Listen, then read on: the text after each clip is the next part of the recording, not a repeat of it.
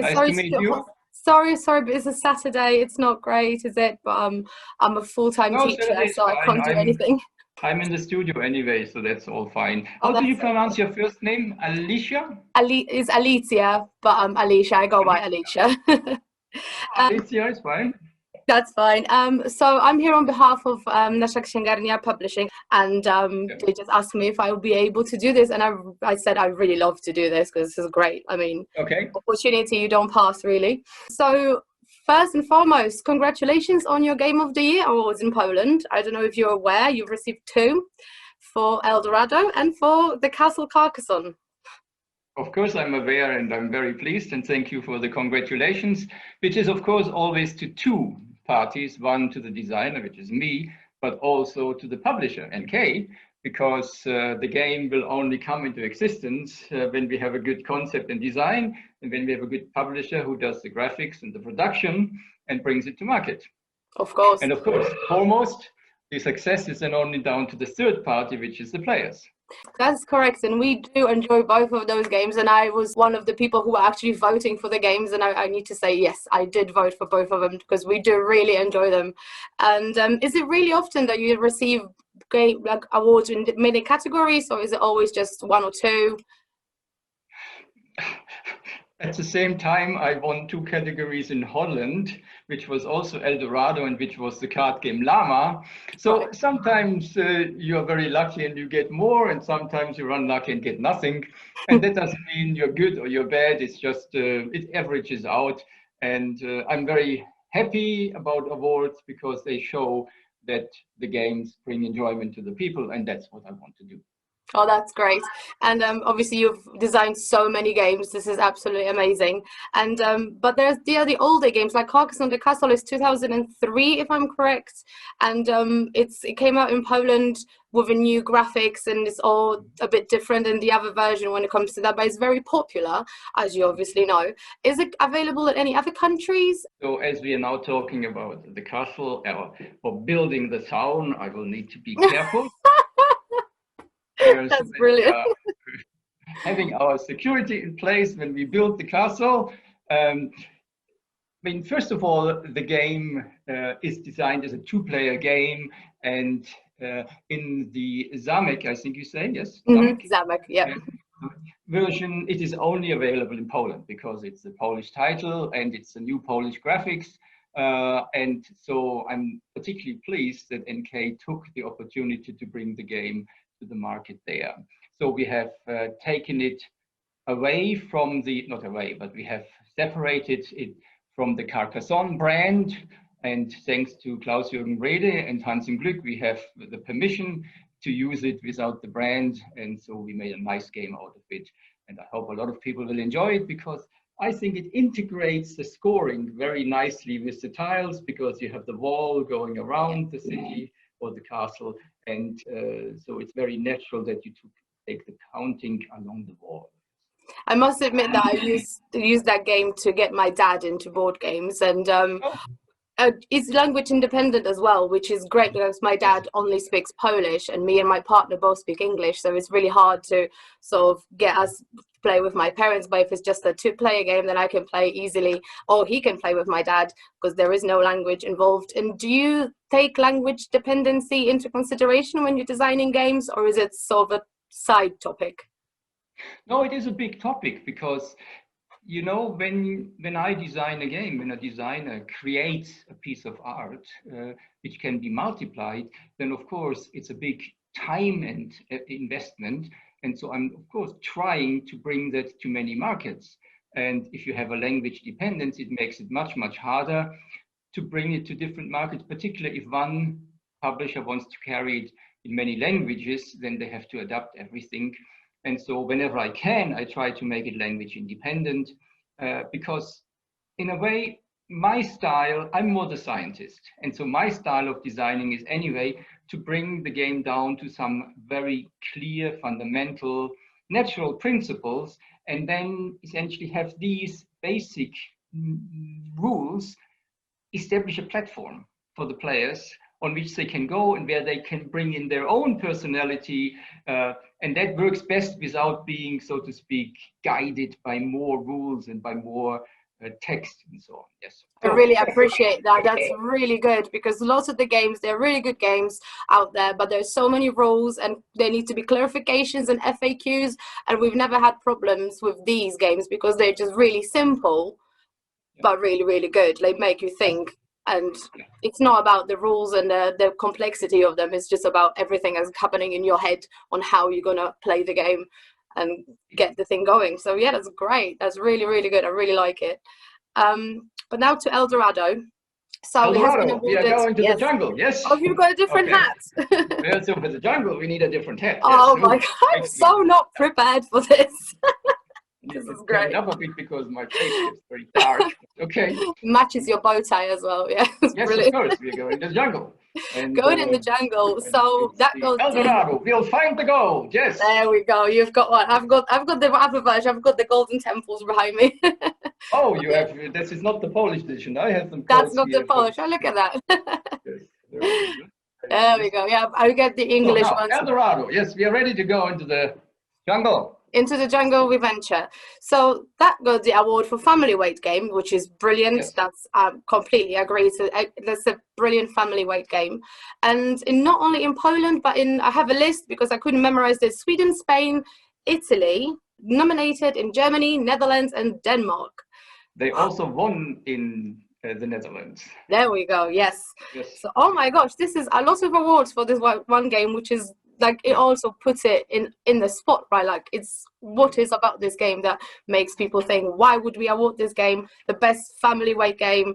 And everyone says that this is your best game over the last 10 years, let's say. Would you agree? It's a weird question, but this is certainly one which caused a lot of attention and a lot of recognition, but it very much depends on the desire of the players. This is a family game that's actually quite a high-level family game.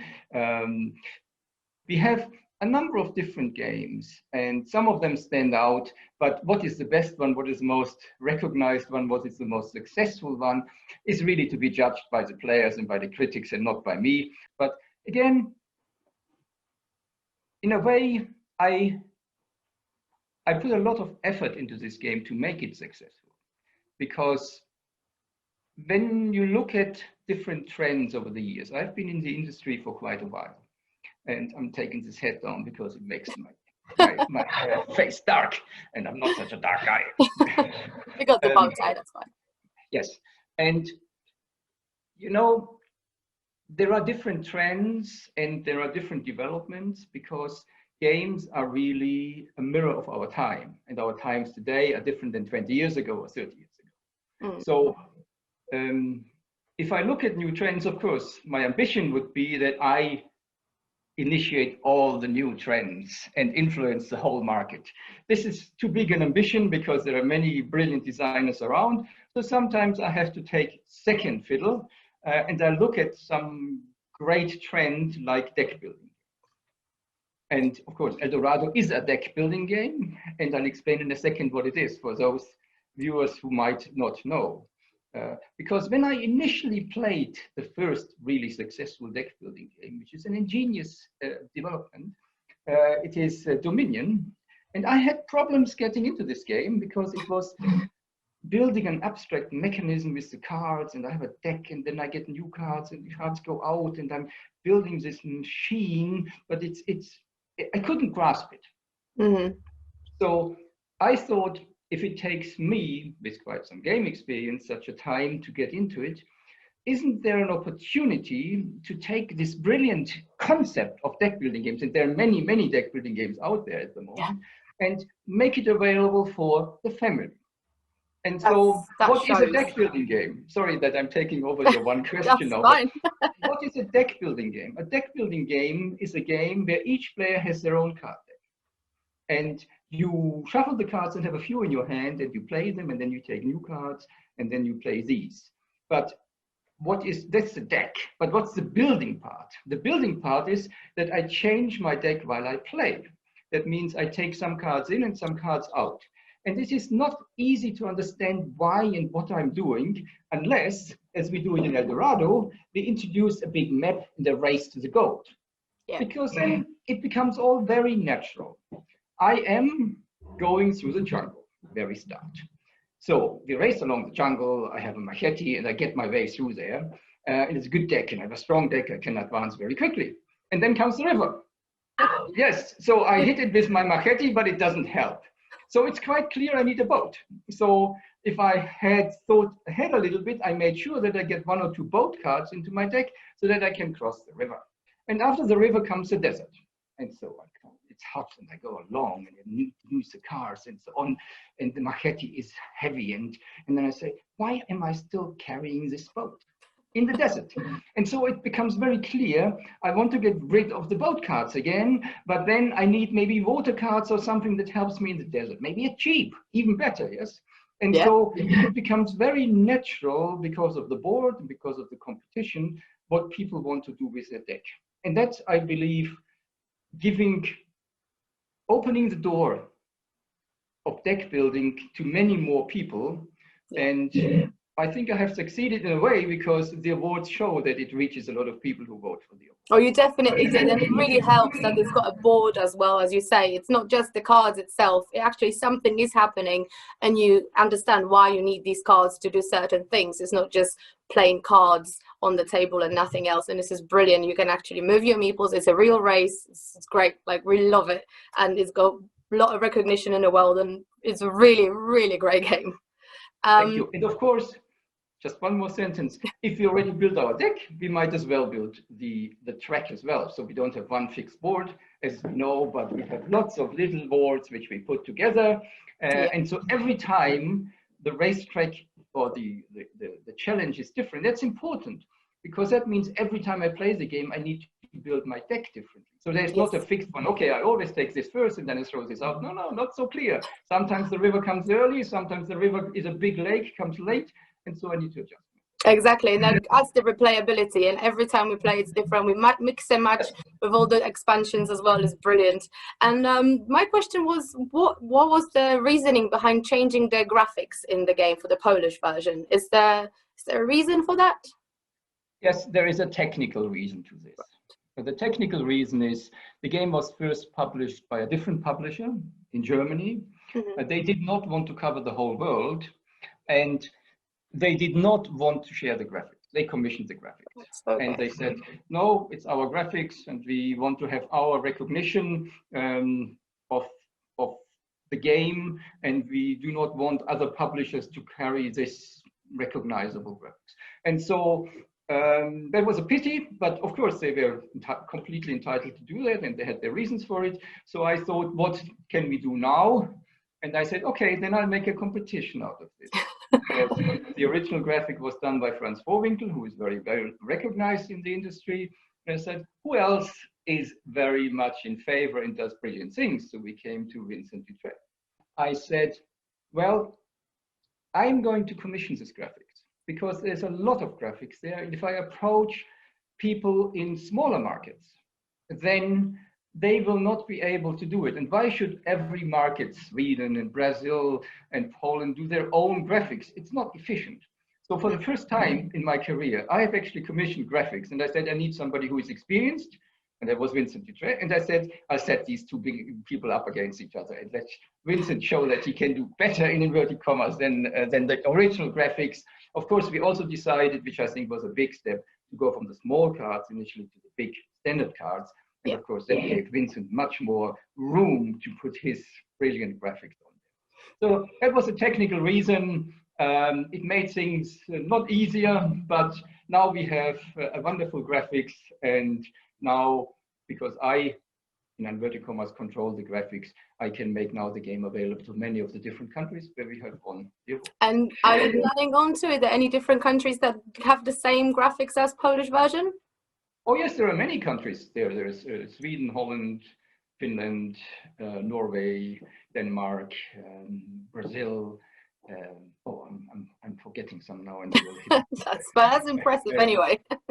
And no, and Korea, and Japan. So we really got the whole continent, the whole world, not only the continent going. And for those whom I have forgotten, forgive me. There are a few more. Don't want to put you on the spot. I also don't have the full list. So hey, so I had a bit of fun of putting the collection of El Dorado together. So I've got the base game in English, the expansion in French, and another expansion in German. So because of the language independency, it sort of works anyway. The symbols on the cards are really easy, and the rules are available online. So every single version is different. Is there any potential for more expansions for El Dorado? Well, I assume that NK have already revealed their first plan about an expansion. So because I'm very careful, I want to leave the announcement or new releases to the publishers. They have the marketing, they know what to do. But absolutely. I assume it's no longer a secret that NK will be doing a expansion to this game. And incidentally, we have actually, in the Corona times now, booked a Zoom conference for next week. Oh, okay. Further expansions, because I have worked out 2 more completely new and yet unpublished expansions, which I think take the game in quite nice directions, and so we will see how we will do this and do the graphics again and fit everything into the new design of the new graphics. That's really exciting. So yes, we don't want to overload the market, but I think after the first expansion, there are 2 or 3 ways where we can go, and we'll see if we put them all into one larger box or if we have little expansions. That's a decision of the publisher, and I hope that when maybe Poland takes the lead, that other publishers will also come on board, and we'll even reach more people than the big Polish nation. Absolutely. And obviously it's Vincent Dutré who's going to be doing the graphics as well for the Polish version of the expansion. Everything will fit together, yes, absolutely. Yeah. Do you have any input into the graphics? Well, usually the graphics is done by the publishers, and so I would just look at the graphics from a functional point of view, because sometimes the artist becomes carried away in his own, so to speak, realm, and makes the board very, very colorful, and it's nice to look at, but you can't play on it because you can't see the pieces. Yeah. So, that's what I check, that it's really good playable, and that the different spaces work together nicely. With Vincent, because I commissioned the graphics, it was a little bit more tricky, but I had already got the first candidates to license, and therefore I involved these partners a bit. But of course, if you have too many cooks, then you spoil the broth. So Vincent had really great freedom to do it. And that's again why I chose somebody who is very experienced, because then I knew he would know everything about the graphics design and the arrangement and get it into the printers, where I have very little experience. That makes sense. So on topic of revamping games, because obviously changing the graphics is a big deal for a game if you're revamping it. In Poland, there are another 2 games that have been revamped, your games, obviously. It's the Leaping the Lily Pads and Weedle. I don't know if you expected those games to be bestsellers in Poland, because they are quite popular. I've always great expectations, but I'm also always a realist, that I say some of the games make it on specific markets, and some of the games, for whatever reasons, do not get into the limelight, and therefore are not picked up that much. That's not always a point of the quality, of course. In hindsight, when a game is successful, you can always explain why it is. The marketing people are very great on this, but when they want to explain something into the future, it gets much harder. So the Polish market is great at the moment, because it's a growing market. The Polish people are really waking up to, there's a monster coming in. Yes, there is my cat joining the conversation here. Sorry. Hello. The market is growing, the market gets more sophisticated, a lot of publishers joining in, a lot of gamers are joining in, and so it becomes a very rich paradise for players, as we had it in Germany maybe 10, 15 years ago. I mean, it's not being early or being later, it's just enjoying the time where it really grows and where the games become a central part of the family. There's going to be two last questions from me at the very end, just plainly from me. So you obviously designed so many games with so many different themes and mechanics. What is it that comes to you first? Is it the mechanics or is it the theme? Yeah. When I started a long time ago to design games, I was always inspired by the theme. I saw something and I couldn't find the right game for it. Or when I was very young, I didn't have the pocket money to buy all the games. Or I just couldn't reach it because that was pre-internet time even, very, very stone age. And so that fascinated me and that inspired me, and I researched about it. I read books, I looked at maps, and then whatever the topic was, I made it into a game. Now, of course, I'm a professional game designer. So my ambition is to be innovative. And I have really learned that game design is not a science. It's not something where you have a tick list and say, step number 1 is this, start with that, step number 2 is this, and so. Because if you always start at the same corner and then trample along the same methodology, the same path, then you should not be surprised that you always come out at the same end and you want to do something new. So for me, therefore, to answer your question, it has become very important not to have the same starting point, but to always find a new entry point into the new game. Because it sounds trivial, but for me, it was a deep understanding of saying, when I start with something really new, with really something that has potential, then I have the best chance to come out with something new. And so it can come from new production possibilities, which are now affordable to go into games. It can come from a new trend where there is a strong license, a strong movie, a strong book series there, where you say, okay, can I not put the character into the game? Of course, it can come from new materials. Many, many influences, because it comes back to the same thing. Games are a mirror of our time. And therefore, it's always keeping eyes open and see what is relevant for people today. And have this as a starting point, because if you do something which nobody's interested in, then how can the game be successful? Yes. And so what's relevant, not only with respect to themes, but also with respect to what's in with respect to game types. We are now talking about legacy games, we're talking deck building games. A while ago, we had all the quiz games. Sometimes it's just random how a trend starts, because you have one successful game and everybody jumps on the bandwagon. Yes. So, new entry point, best opportunity for new games. That's okay. That's a great advice to all the designers out there, really. And last question is, what is your favorite mechanic? Since you have deck buildings and legacy and tile laying in all your games, what's your favorite, your personal favorite? I have no favorite mechanics, and it comes exactly from what I said in the last answer.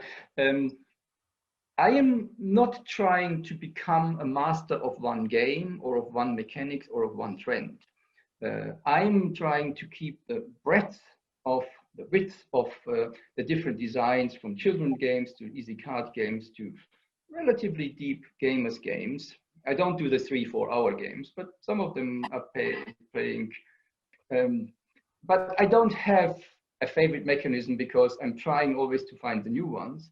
And also, there's also the deeper understanding that games are nothing absolute. At least for me, it's not.